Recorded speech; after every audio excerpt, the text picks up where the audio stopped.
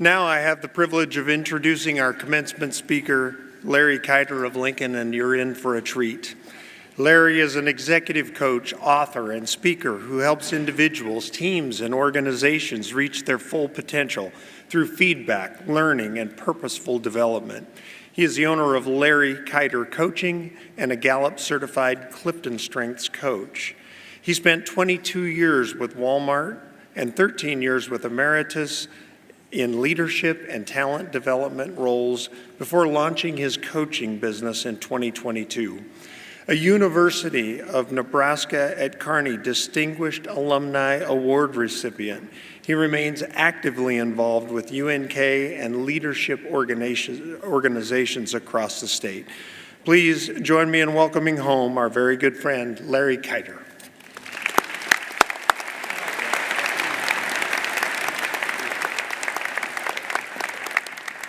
Welcoming home, I love that. And this first part, graduates, I'm just going to speak to you if I could. I went on to two things, one a little light and the other one a little more serious. But I went on to AI and queried the length of UNK commencement speeches. And I won't tell you how long the shortest one was. I don't want to set your expectations too high. But the longest one ran 20-some minutes. I won't go there, I promise.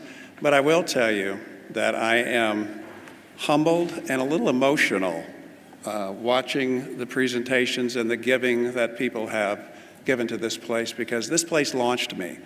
And it is great to come back home, Chancellor Schnorr. It's just amazing. So those are the two things. Now I'll get into business here. Chancellor Schnorr, distinguished guest, leadership of UNK, amazing faculty, friends, family, and you amazing graduates. You did it. You made it here. Congratulations. I can remember when I came to Kearney, when I stepped foot on campus. By the way, we didn't have this. I like this one, Louis the Loper. Everybody can take one with them. That's pretty cool. But I stepped on to Kearney State, and I hadn't a clue other than I was going to take some classes, play a little football, and meet people, and we'd see what would happen. Well, UNK opened some doors that I could never imagine. It gave me the gift to know myself and to create relationships that I'll talk about here in a little bit that have just truly made the impact of my entire life.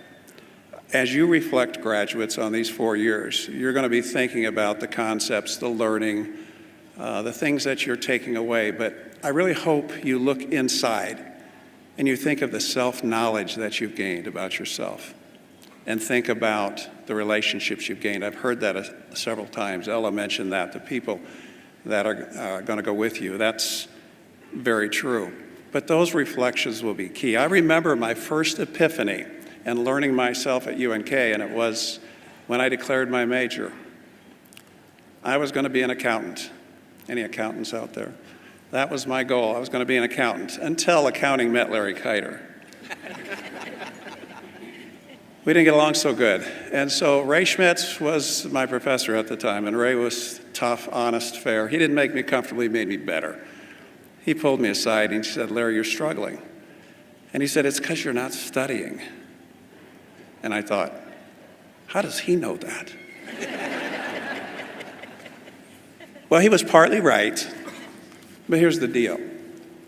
That's not where my natural abilities came to life. I later met a gentleman, a professor by the name of Phil Shade. Phil pointed me into the world where the business meets the people. And that's where my strengths started to soar. We studied all kinds of tools. We had a tool called Value Line. It was the AI of then, right? It was one page, it had all the data on it. You could spot great companies and then invest in them and make a lot of money. I was excited. I was going to be a millionaire before I walked out of this campus. And then Phil Shade said, "Whoa, hold on a second. I got to tell you something, team. Behind every business, every great business, are people, human beings. And human beings can be amazing, right? They can celebrate, innovate, create some amazing things, but they're human. They're fallible.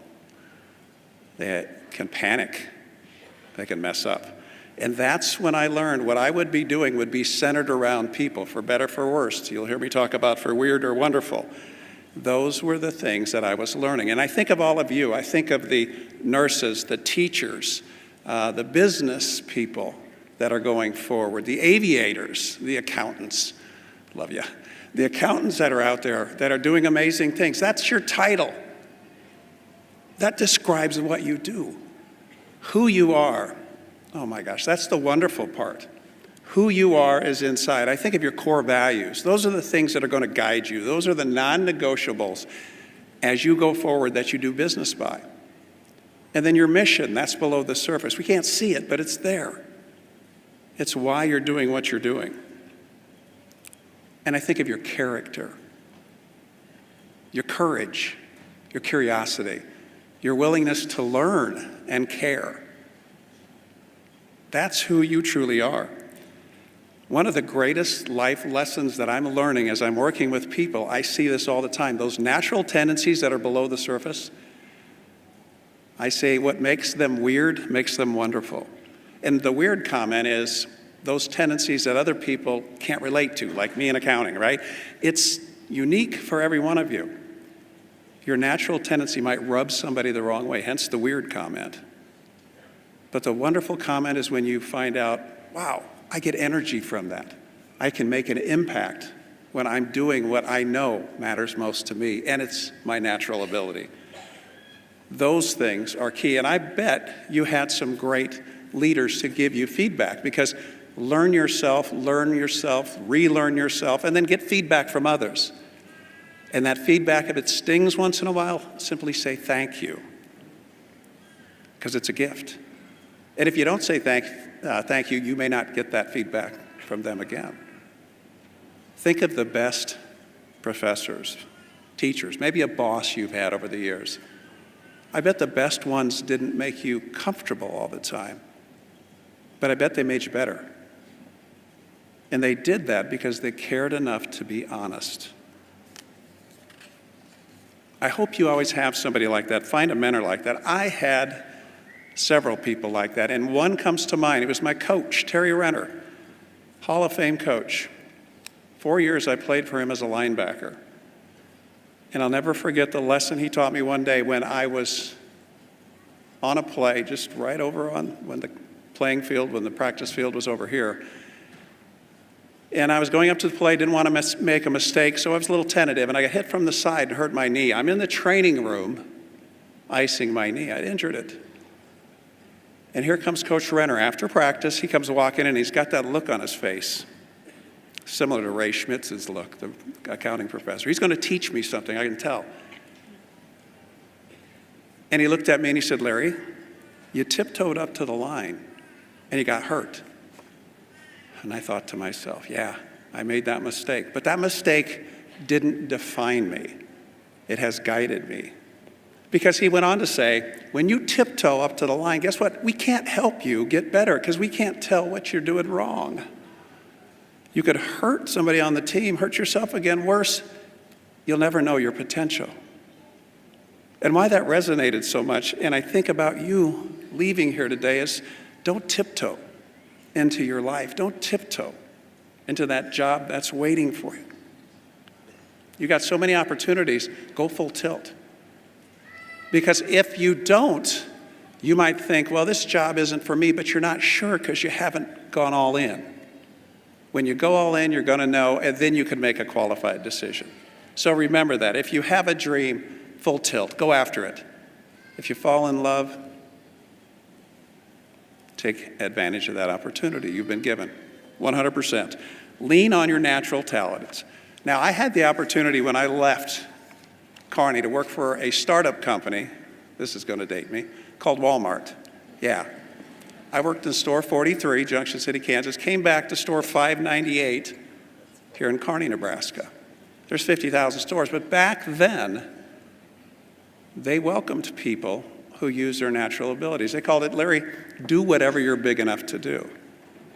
And I love that, because when you do whatever you're big enough to do, you go to that characteristic. That's your go-to, the one that gives you energy. I love that. And then they gave me another term. We created another term called do it, try it, fix it. Do it, try it, fix it. Think about that. Do it meant don't wait for perfect. Put it into action, try it out, and then adjust and make it better. Those were amazing words, and guess what? It helped that company. That company wasn't tiptoeing into the retail industry. We were sprinting, and we made a heck of an impact. Successful companies do that. Make that type of impact. Guess what? Successful people will do the same thing. Don't wait until you're 100%. I'm there. You may have to take some risk, and you know what? You may make a mistake, but they won't define you. They will guide you. Embrace that mindset. It's changing faster than ever. The birthday boy, Regent Claire, and I were talking about our commencement. We remember sitting where you're at, and I watched you guys come up with your cell phones, and some of you are taking selfie. What great technology. It has changed so much, because when Tim and I sat out there, we were excited about the electric typewriter. You know, we were jazzed about things that aren't so. A scientific calculator was the rage, right? But then the computers came along, changed how we worked. The internet connected us together. Oh my gosh, we did so much more with that. And then the smartphones. What a delight. Changed the way we communicate, the way we work together. And now AI. AI is not just changing how we work, it's changing how we interact, how we communicate, how we lead, how we think, how we plan, how we prepare. Graduates, you're not just going to use AI. You're going to shape how the world uses AI. You're going to do it, try it, fix it, I can tell. I've got some questions, and I really hope some of you think these through, and if you can give me an answer, send me a shout out on LinkedIn or something. But I think about AI because it's really changing how we're doing things. It can organize ideas, challenging our thinking, and all of those things. But I think to myself, Larry, is it strengthening your critical thinking or weakening it? Am I becoming more creative when I use it or more dependent? Yikes. This might not mean anything to you. You guys might have figured it out, but I'm still working on it. Communication. Does it help me be more authentic, or do I question what's real? And this last one is a biggie. This is one that your generation is going to be faced with. There's moral and ethical questions. Do we outsource human judgment? Wow. I heard some amazing thought on this subject from a speaker who said, trusting robots with human judgment type decisions is like using a compass to navigate a storm. It can point the way, but it cannot feel the wind. And that made me really think about this tool, because there it is. AIs are not responsible. They're not human. They can't look you in the eye, graduates, and say, I care.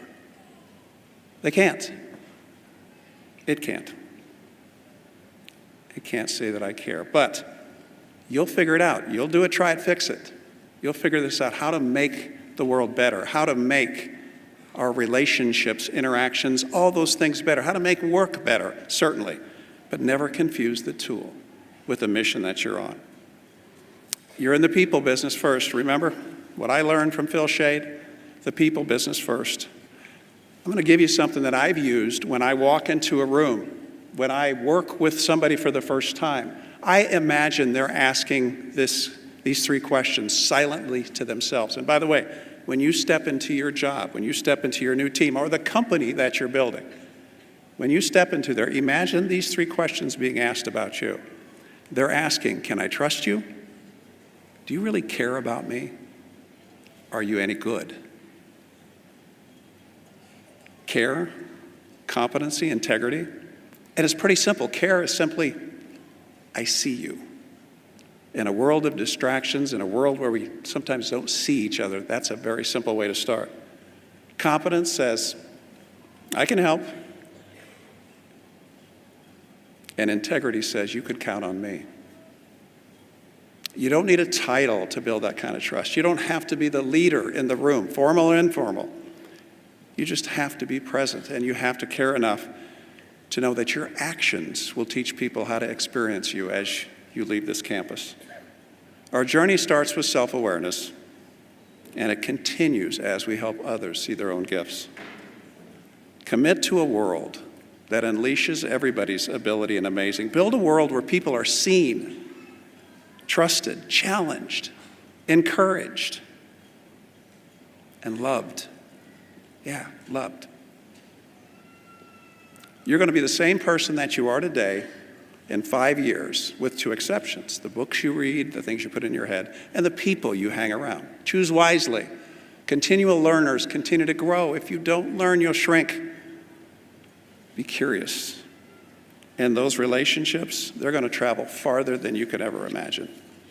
I was sharing before I came on stage, there's a group of lopers. There's a group of lopers in Lincoln, Nebraska. We kind of gravitated there. I don't know why we all ended up there, but we played football together, took classes together. And I'll get a text, a group text, and somebody will say, 7 a.m. Saturday, Highway Diner. That's it. And we all show up there on this delightful place. For 1 hour, we're at the Highway Diner, and then we're gone. And we may not see each other for a couple of weeks.